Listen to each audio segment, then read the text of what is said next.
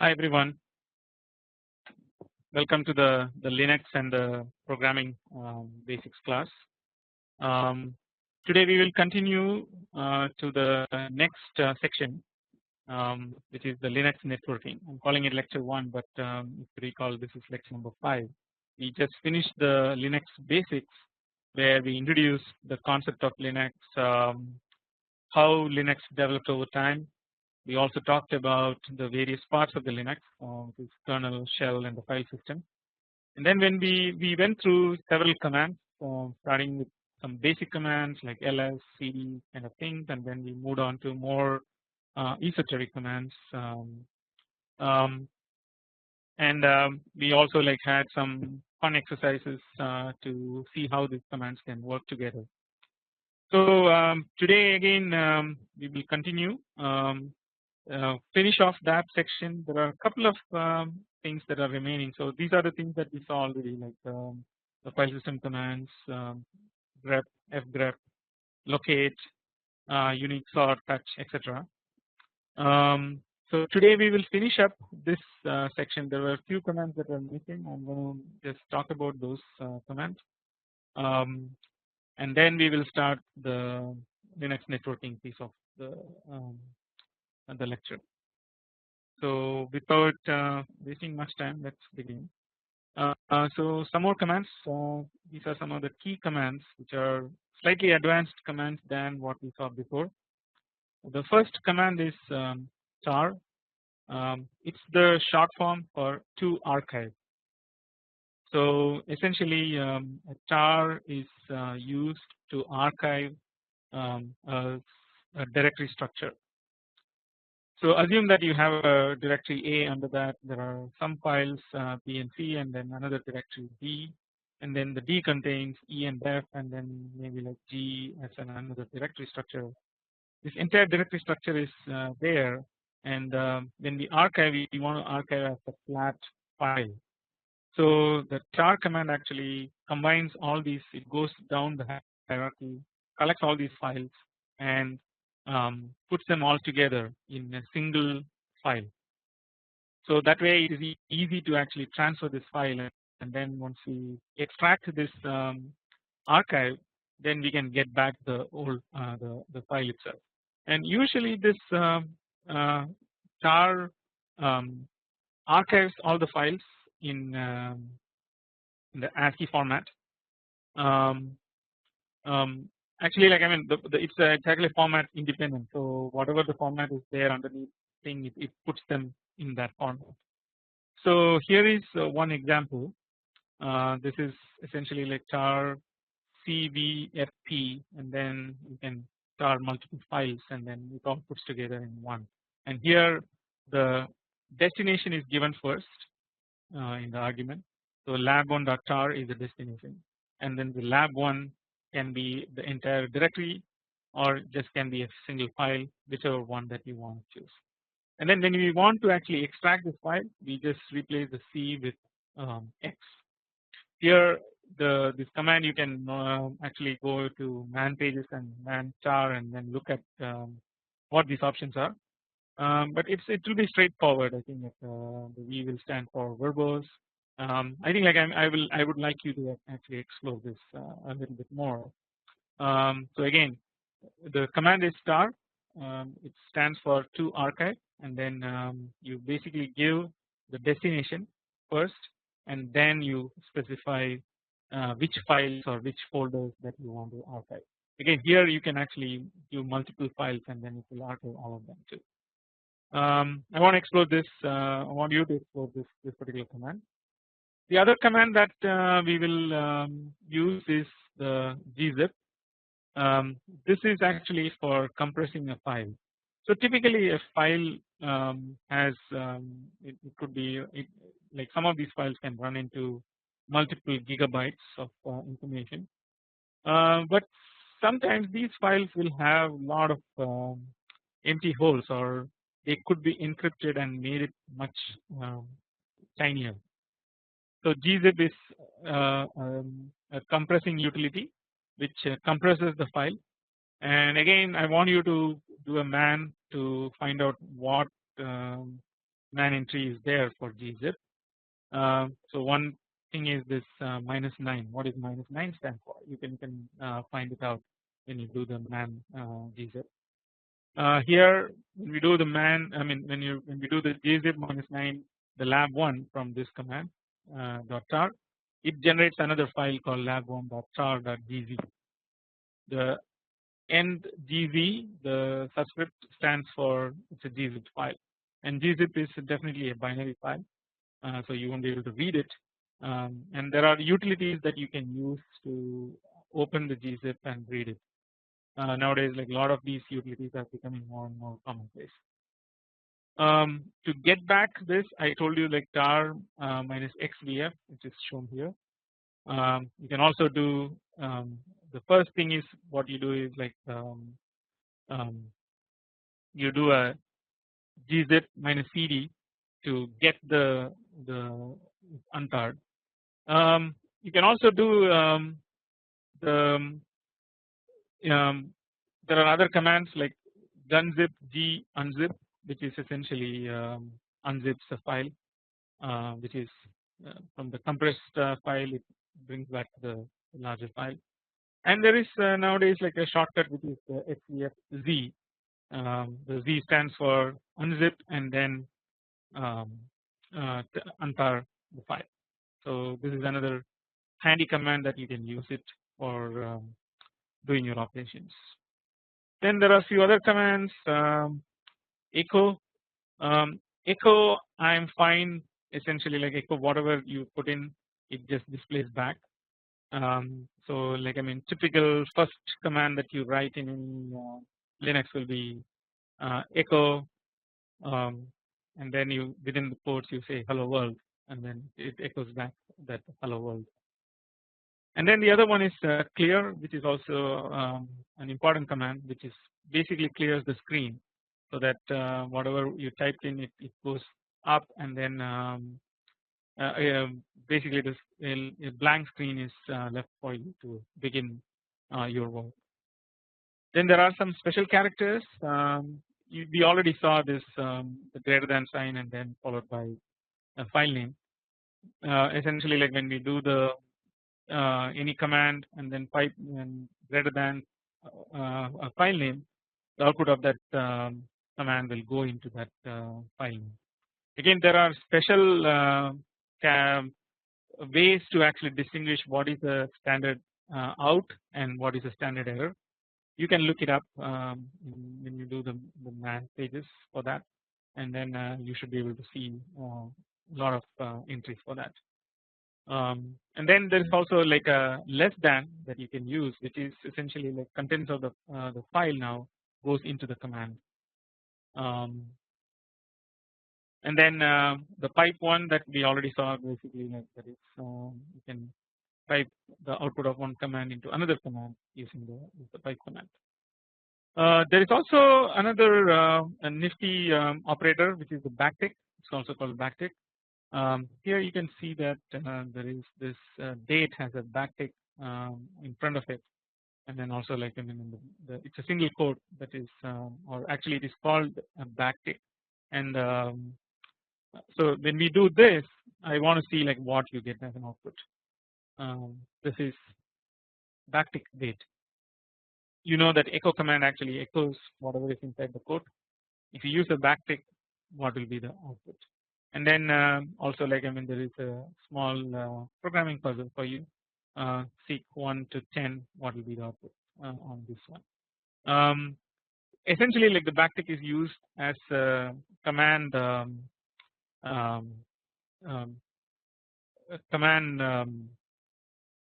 expander. Essentially what it does is it actually executes whatever following the backtick as a command. So since the date is a command, it will execute the date and actually produces what the value of the date is. Same thing for sequence 1 to 10, it prints the sequence of the number 1 to 10 as integers. So it is fun to actually do the programming this way.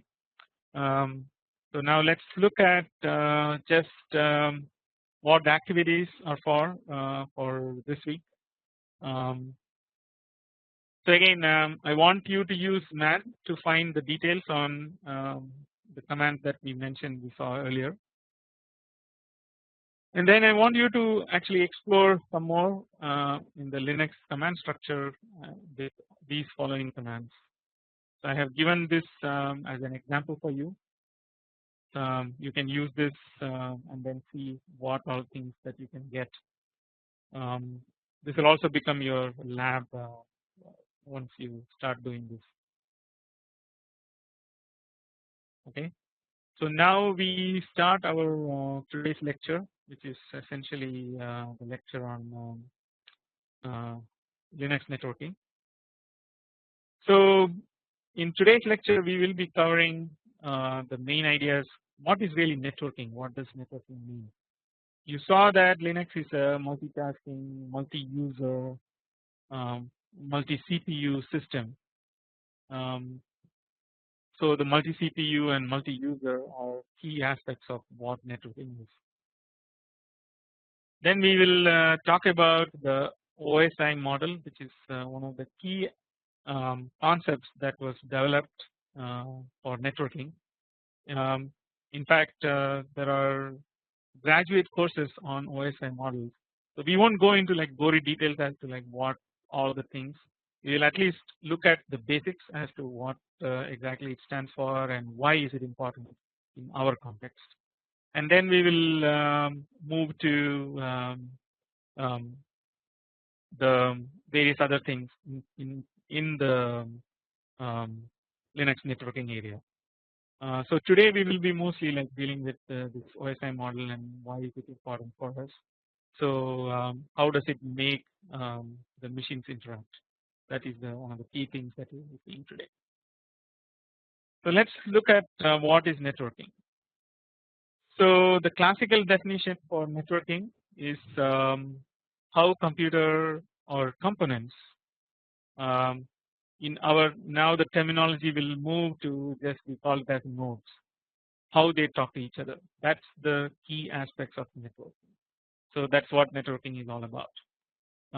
So far we saw how a single window, single user, how he interacts with the Linux system, which is good in the sense that you can still run programs, but you cannot interact with other machines, other users using Linux so far. So today we will break that barrier and actually start talking about how we can communicate with other users, how other users can actually view your system, how they can communicate your session, or we can also see how we can ask a remote machine to perform a job for us, which is again crucial for LSF or the load balancer type of applications. In fact, the entire computer industry is built on this networking basics. As you know, today, like I mean, most of the browsing that you do, like when you do the various interaction with the various websites, they are all using the networking principles, and we will see how we can do that using this networking thing. So before we talk about networking, a network itself, which is a passive entity where several computers are there and they are all interacting. That network has few characteristics. The few characteristics are, number one is the size, which is essentially you can define it as the number of nodes in that network. So for example, if there are 5 computers connected, or say in your university you have many computers connected to a central server, or many computers connected to each other, the number of computers becomes the size of the network. The second characteristic of a network is the topology. Here essentially we talk about what is the configuration. Okay, we know that there are 5 computers that are interacting with each other. How are they connected? Are they connected? One is just connected to one, or one is connected to all of them? Those kind of what kind of configuration? That's the main aspects that we will talk about. The third item in a network is physical which is how are they connected? Are they connected using copper wires? Are they connected using fiber channel? Here we will go a little bit deeper, not just consider the physical medium, but also like what is the speed? Are they connected on a table with many megahertz, or how they are connected? So we will talk about that. And then finally the protocol. Protocol is how do they talk to each other? So when one wants to talk, what does it do? Or if somebody is talking, and how do you interrupt that person? So again, these are the rules of conversation, very similar to how humans interact with each other. So we will see some of these concepts in the next slide.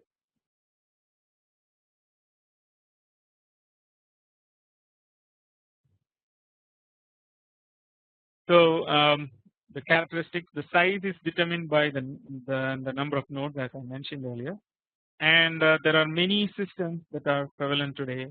The WAN or the wide area network, LAN or local area network are two examples, but there are many such networks are already available in use today. So that's where the size comes into picture. What is the topology? Topology, as I mentioned, is if one computer is connected to all of them or to the next door neighbor, how do they connect? That is the one. Or are they connected in a hierarchy? So based on that, you can have like a star connection, a ring connection, a point-to-point connection, things like that, and then a hierarchical connection. Those are all like point-to-base topology. Physical, as I mentioned, it's the medium by which the computers are connected to each other. And today we have several such medium. One is the Ethernet, the other one is the gigabit Ethernet, fiber channel. These are all like characterized as various speeds, so that you have um, uh, you can establish the connectivity. In fact, I should add here that even Wi-Fi is also can be considered as a physical connection, which is what is the characteristic of connecting wirelessly, even though there is no, the medium is actually the air that enables you to connect. And finally, the protocol, there are many types of protocol. The earliest one is the round robin, and then it was the token ring. The round robin is essentially every computer is connected in a circle, big circle, and each one gets specified time for communicating. So essentially, um, I communicate for my 100 millisecond, and then pass the command to the next one, or the next one is implicitly it will take over. So every, say like 10 computers are connected in this network, every computer gets just 100 milliseconds. So by 1 second you cover all the computers. So every second the computers get to connect, get to talk. You can see like how inefficient this system can be, because if somebody doesn't want to talk, still he will hold up for 100 milliseconds before he pass it on. I mean, before the control goes to the next person. Then there were token ring that was developed, which is mostly there's a token that gets passed if you want to talk. So if I want to talk, I request a token from whoever has the token. If I get the token, then I can talk. And then when I finish talking, I still hold on to the token until the another person asks for it, and then in that case I can just pass the token to that person. Again, you can see that how inefficient this kind of system could be. So there are in real terms, actually, like I mean the 100 base T, 10 base T, things like that are more appropriate as a protocol. And then finally the hypertransport, this is another protocol where it is all point-to-point connections. So let's move on. So the next one, so now that we understand what the network is, now how do we make them connect? So one of the significant achievement in the 80s is the development of this open systems interconnection model to enable how computers can talk to each other. Until this time, like I mean, all the communication used to be very ad hoc. Every company had its own rules, and every computer used to communicate in its own ways. But this open systems interconnection model pretty much standardized how the computers need to connect, and this helped develop the whole internet itself, um, which is now, as you know, we cannot live without internet today. So the open systems interconnection model divided the whole communication framework into 7 layers. So the first layer here is the lowest layer, which is physical. Then there is a layer called data link layer. Then there is another layer called the network layer, and then the transport layer. So these 4 layers are the lower layers. Lower layers means these are the ones by which the data actually gets transmitted.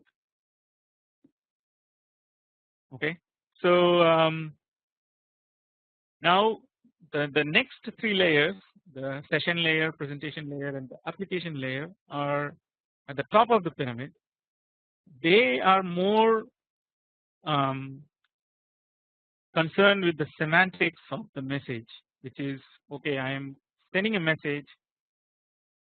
So the lower 4 layers are just concerned about how can I get it to another person, but the top layer is the one that gives the intelligence to that message so that it is routed in the proper way.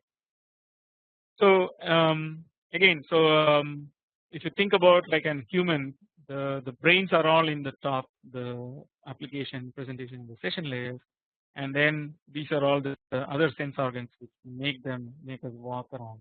So if you just left it to these layers, these 4 layers, we will be just walking around aimlessly because we know how to walk. But in order to reach a destination, we need these 3 layers. So let's look at how these layers are positioned. Again, as I mentioned, the OSI is a big topic. There are graduate courses on just one aspect of it, just explaining all these layers and how they communicate, how to build those layers. So we won't go into that gory details. We only will limit ourselves to why this is important and how can we use it in our networking phase, and then we will just move on at that point. So let's look at we will look from now the top down, which is we'll look at the brains, and then we will go into more details, the lower physical layers. So the layers 7 and 6 and 5, there is a reason why we combine these 3 things that I will explain a little later. But the application layer provides different services to the application. So this is where the topmost all the gory details are shown. I mean, or the gory details are hidden, but the actual semantics is shown. So it uses the underlying layers to do the work, and here the application layer can be just your mail program, the HTTP, which is a website, or the telnet, and we will study in more details regarding the next 2, which is the FTP, or the file transfer protocol, and then the DNS.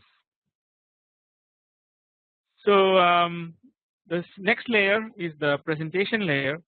This converts the data from application into a common format, and vice versa. Vice versa here is when it gets the common format data from the down below, it converts that into the application so that the applications can read correctly. The session layer essentially is a layer that organizes and synchronizes the exchange of data between the application processes.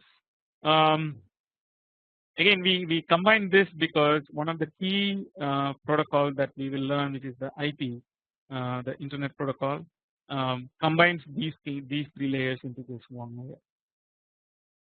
Okay. So now let's look at the next layer, which is the transport layer. This is where the messages are actually getting transported, and it provides end-to-end transportation of the segments.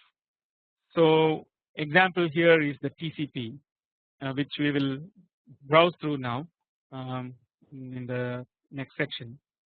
Um, Again, this layer encapsulates the TCP segments, like what we want things to be done into layer packets, and it also adds reliability by detecting and transmitting the lost packets. So here, so whenever a packet gets lost, this is the layer that retransmits that until it gets a message saying that that packet was received by whoever was the receiver.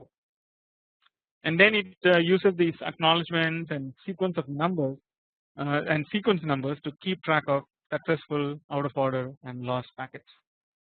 There are timers that are also included in this layer that help differentiate between the loss and the delay. So if the timer is waiting indefinitely, you know that actually like there is a loss, and there are fixed number of time, fixed amount of time of which how much it will wait before it can declare that something is a lost packet.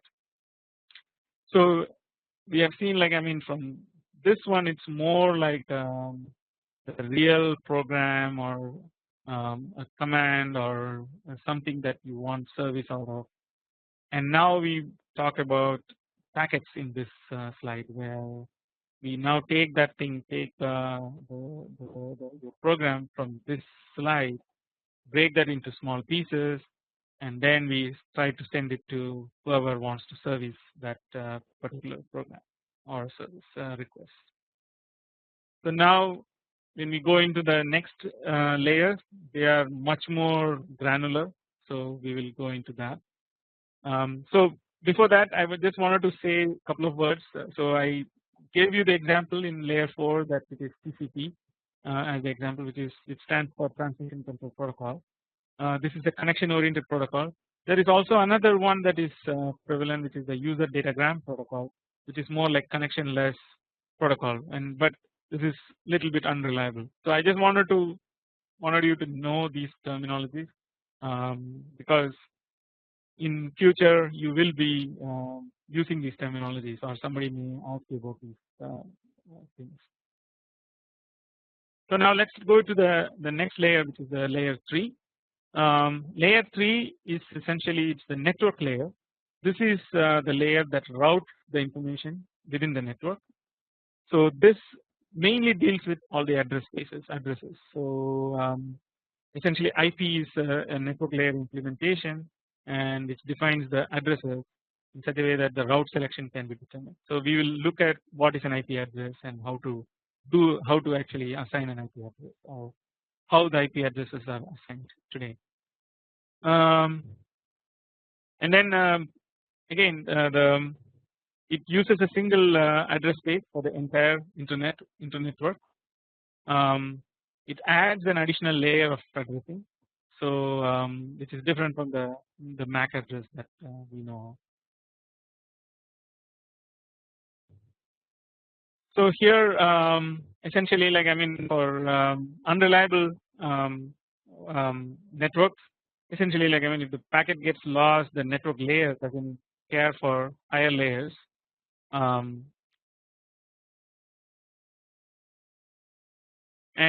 since the higher layers actually can resend packets, so this layer is not really, the intelligence is already lost when you come here.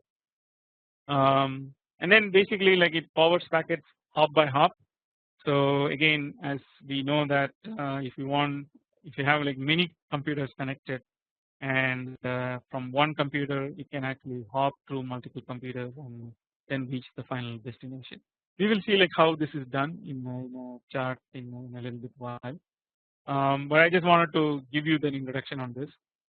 And also it makes the routing decisions as to how can a packet be sent closer to its destination. So all the time it is looking at the address and comparing with where it is and where is the destination, and see what will be the next the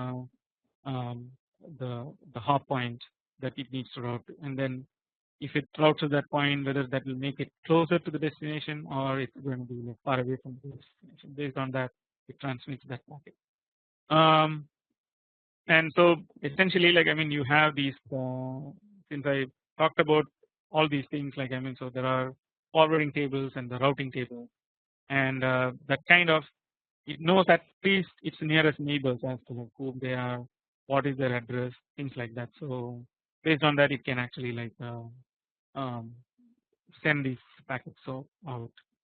Again, the routers can talk to each other to exchange information about the network topology. So if another router which is having this table routing table, it can actually share the table with this computer so that it will know what is the surrounding network for that particular computer. Now let's look at the data link layer. Here the intelligence is completely lost. So we started with the packet information, or actually the actual message, then we split into packets, then the previous layer, the network layer, was only concerned with where to set it. Now when we go into data link layer, even like we are losing that intelligence also. Here the data link layer is only responsible to provide reliable transmit of data across the physical network link. It bundles bits into frames and moves frames between the hosts on the same link. And the key characteristic of the frame is it has a definite start and end and a size. So the receiving computer can determine from the looking at the header of the frame, it can determine when the message will end. And it also has a definite source and the destination link layer addresses. So this is the Ethernet MAC addresses for the computers essentially. So again, once the network layer decides, okay, this is where I'm going to go, so then it knows that exactly, okay, I'm receiving it from this computer, things like that. So it's a clear addressing is already specified. So and then the link layers detect corrupted frames, and some of them also can resend. So some of the upper level tasks can be done at the lower level also. This is things are evolving, so you will see more of that. And finally the physical layer, which is essentially the actual connection itself, and here it moves the bits using voltages. So we don't even talk about the bits and the bytes. These are all like just the real communication channels. So one of the examples is modern day example is SerDes, or the serializer, deserializer. Essentially, like I mean, there we don't worry about okay, what is the address, where it is going, is it going in the right direction, things like that. Here we just move one bit from one point to the other, and that uses just the voltage. So here we look at the eye opening, various other characteristics, whether the RF interference is there or not, things like that. That's all worried at this level. So again, there is no concept of bytes or frames. The bits are defined by just voltage levels, and very similar to. So this is where the VLSI designers really contribute, in the sense of our knowledge about how things transmit through copper or any other medium, or fiber or any other medium.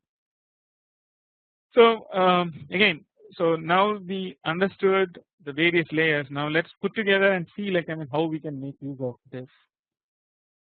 So as I mentioned, the distinction between the TCP/IP and the OSI protocol is the top three layers are combined for the TCP/IP, which is essentially like what we will be dealing with in the Linux networking side. The OSI is more like a generalized policy specification. So the TCP/IP is pretty much the implementation for Linux. You can think of it that way.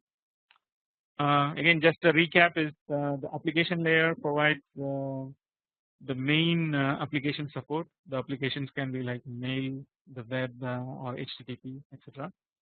Transport layer, this is basically the TCP end-to-end reliability. That's the main reason or main use of this layer. The network is essentially like it's basically like the IP forwarding. Essentially, it looks at a particular packet and its address, and it forwards to the neighbor using a best effort algorithm. So you can think of it as what is the routing table and what is the forward table tells it, and then based on that it will do the forwarding. And then once that it decides like that, put it in, then the data link layer takes over, and that helps in framing the message and then the delivery of the message itself to the destination. And it uses the physical layer, or essentially the wires, to send it. And again here there will be like other protocols that will take over as to whether how to clock the system, whether to send the clock along with the data or separately, or is it a serial data or a bus type of communication. There are several things like SCSI, and nowadays it's all like the third is basically it's a serial data that most this goes on. So those are the things that that are done in the physical layer. So here is how it is important for our Linux application. So the application layer is where the kernel resides in, and kernel also uses some of these concepts basically, like I mean then these are all the various protocols, and that is actually sent to the network interface, which is then is the physical interface to the subsequent computers. And if you look at it, this kind of this model helps us to isolate some of the various areas. For example, if we are using a Wi-Fi or a fiber channel or any of the wireline communication, those are all like isolated from the top because only the network interface is going to change. So this helps us to actually reuse all the programs that we are writing, all the protocols, all the intelligence that we are building upfront to still reuse and gain benefits even when the lower layers changes to some other thing. Again, same thing, like I mean if you consider any layer, that those layers can be changed independently of the other layers, and that is one of the key benefits of this model. So let's look at the layer interaction because this is one of the things that we want to just browse through it, and then we can move on.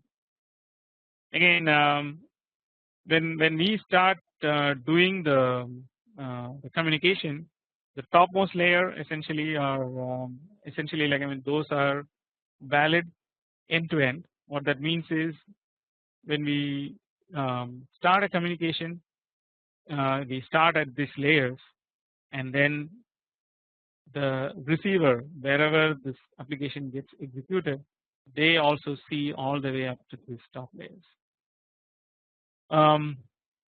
The transport protocol could be end to end,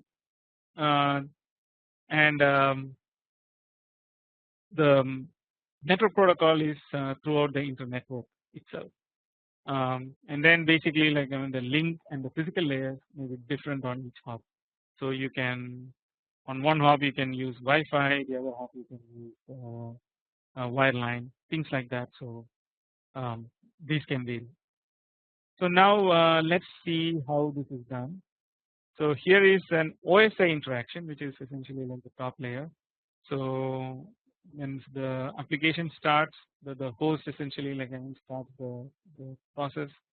The various translations happen throughout as the message goes down these layers, and then finally the physical layer transmits to the next one, and in the next one the message is put together all the way up to the network layer, where it is seeing that okay, this is not my destination, something else is the destination. So again this particular router transmits that message to the next one, and in the next router again like I mean it tries to identify whether it needs to provide the service. It's not, so the message stops at the network layer, and then it gets routed back, and then it goes to the physical layer, and finally it reaches the host, where now it goes back all the way and then provides that service. So we can see that actually like this top 4 layers are end to end, and the network layer is throughout the internet networking, whereas this physical layer could be different for different messages and different destinations. So similarly on a TCP, essentially like we don't have the session and the presentation layer, but working wise it's very much similar to the earlier model where it goes through the physical layer, goes up, and then the IP layer essentially deciphers and says that okay, hey, this is not the destination, so go to the next hop. So the next hop point or the next router takes over, and this could be like many actually as illustrated in the bottom diagram. There could be one like couple of routers or many routers, or if the host is directly connected to the other host, then you can directly go up also. So it all depends on how your network configuration is. We already saw that the characteristics of the network. So that's what determines how these communication can happen. So now we will be going into the IP overview. I just wanted to give some basic overview of the IP addresses. So here there are three different things basically, like there's a network address, a subnet address, and a host address. And then basically these are the numbers that you normally encounter, say like 140.12.112.28. something, and then how that connects to the other ones, and then basically there's the gateway, which is essentially what is the router, and that translates into or sends it to another one. Here this host is a 30.xx, so you can see that okay, the router is kind of an arbiter between sitting between these two and then enabling the communication. So how this is done? So in the IP header, essentially like you have so this is what the consisting of this is what is in the message.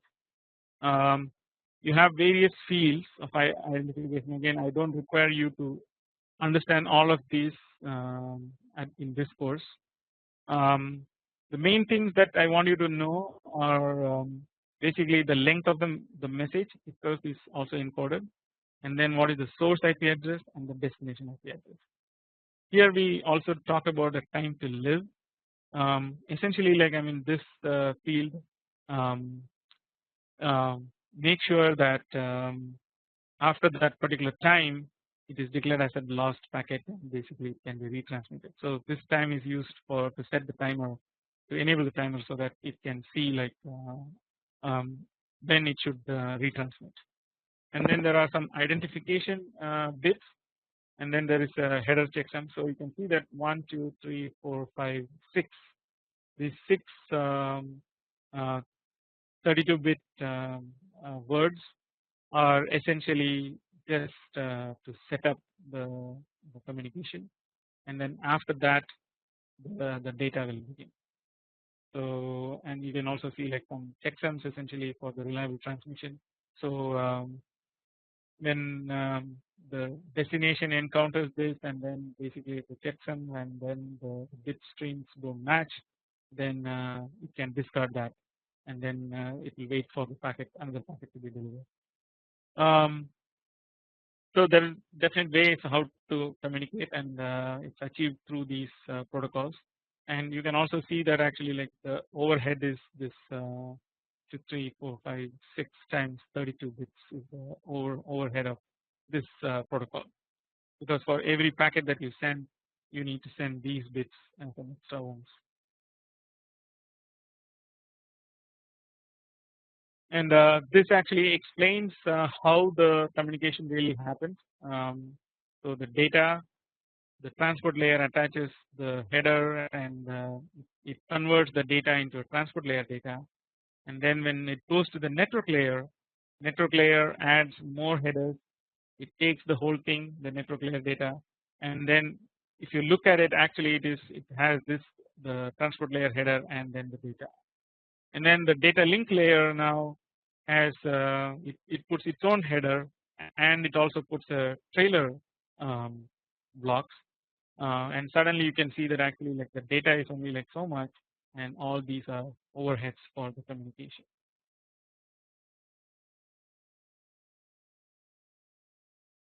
So I introduced several terminologies in this lecture. The packets essentially are like it's a encapsulated or it's a capsule, a message capsule.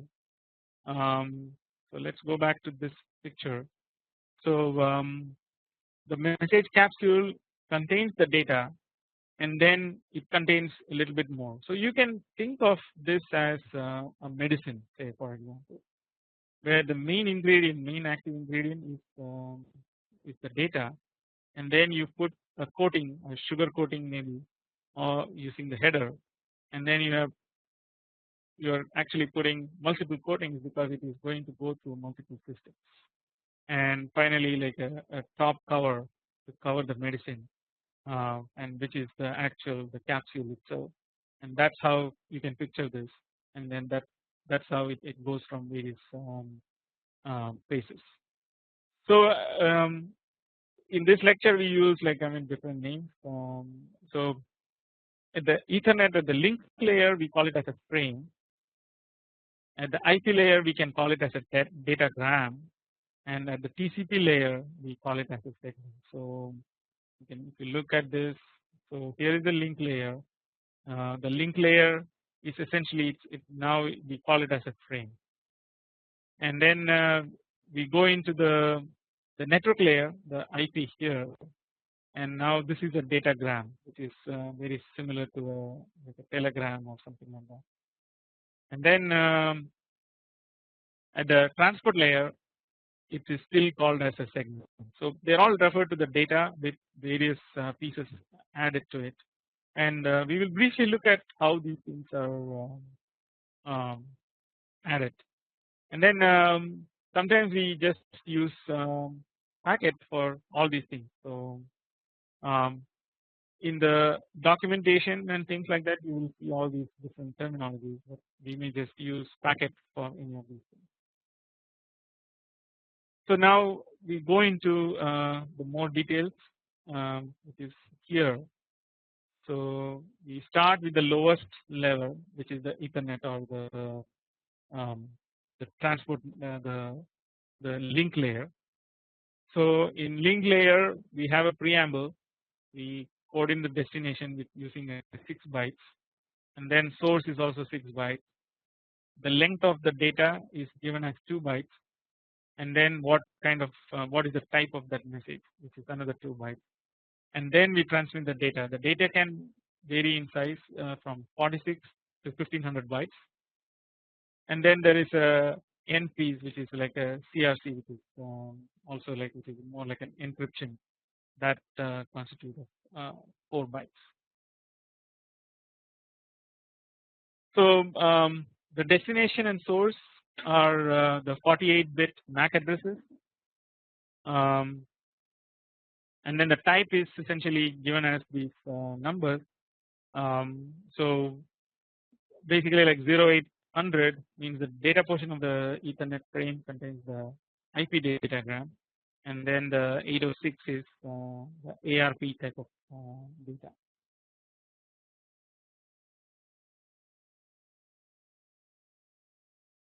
So so this is the Ethernet. Now when we go into the next higher level, we saw the IP. In IP, essentially like now the bits are organized in this fashion.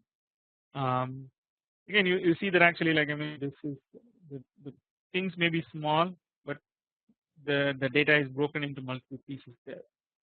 Here once the data gets added, then it gets compiled into this form, where we have a version, some IHL, the type of service, the total length, and then basically some identification. There are some flags. We saw this one, the time to live, protocol, header checksum, the source address, destination address, and then some options and padding, and then finally the data. This is that the 6 32-bit or 4 byte thing. So far this is like 24 bytes of information that gets sent. So here the addresses are now different. Here they are more like the MAC addresses themselves. Here they are like the IP addresses now. So again, the MAC addresses just provide a point to point or one hop, whereas now the IP addresses will provide us to go from one computer to another computer far away. Then when we go to the next higher layer, which is the TCP layer, it's even so the way it is here now we are defining what is called ports. There's a source port and a destination port and a sequence number and then an acknowledgement number. Then it has several flags and then finally like there's a checksum and then finally the data is also sent as with this in this segment. So here the source and the destination are no longer the IP addresses, now they are the ports. So once you know the IP addresses, the IP addresses are already implied by the IP header, and we know which port to open on those IPs. So we will go into more details when we talk about the directory services, which will be coming in the next sections. And then the data offset is 5, which means like there are 20 octets after that the data. So again there are predefined rules as to how to get the data, get to the data and things like that.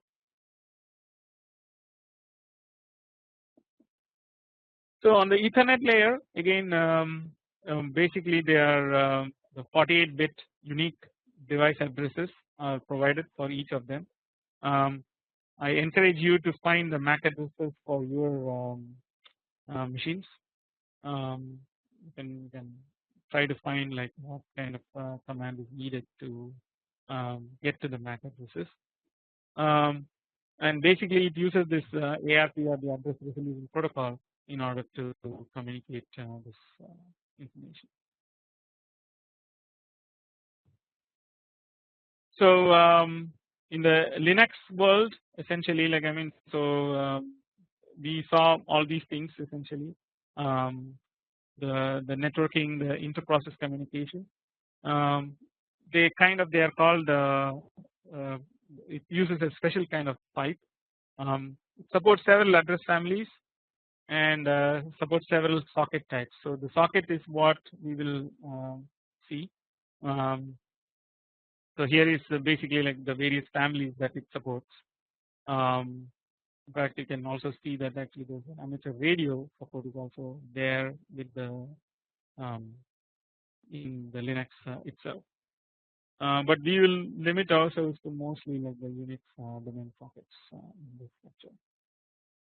And then the sockets are essentially whether it's a stream, it's a datagram, and then basically it can be a reliable delivered messages or a sequence packet.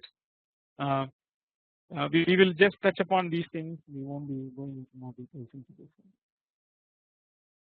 So I just wanted to give you an idea about. So we saw from the TCP, IP, and the Ethernet layers below. So they communicate through these sockets to the Linux. So when we learned about this, essentially, like these are the next higher layers, which are on top of the TCP layer itself, and which provides the networking capability. So essentially, like the TCP and they open what are called the sockets, which are essentially mentioned here, and then these sockets are the ones that communicates to the network application from the user side. So here also like you can see that the kernel is all the things that are below, and then they correspond to the network applications on top. So a simple client server mechanism is what we will talk about.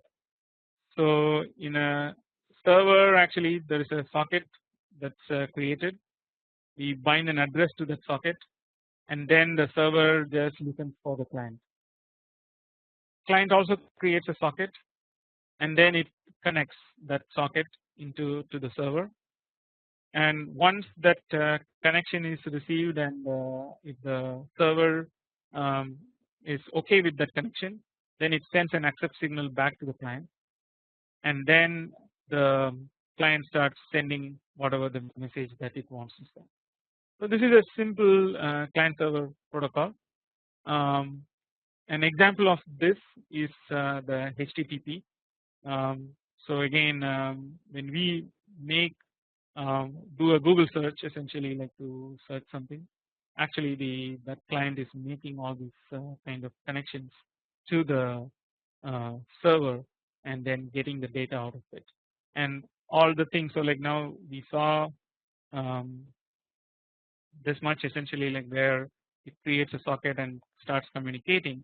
That starting to communicate here represents all the things that we saw in this diagram, which is below this portion, and also all the things that we learned in all these this diagram. So I hope, like now we have a good understanding as to what happens when we send a request and how that gets into the machine and how it gets communicated. So this all goes back to that OSI layer definition or the TCP/IP protocol that we talked about. So there's a lot of things that goes in the background that we don't really understand, or we don't really want to understand at that point. Again, it is important from a VLSI designer's perspective, because all these things ultimately end up in the designer's hands, and VLSI designers want to improve these designs and make sure that the communications are always reliable and proper. So with that, we conclude today's lecture, and we will pick up some more of this IP addressing in the next session, and then we will continue our the other higher advanced Linux networking topics in the next session. Thanks.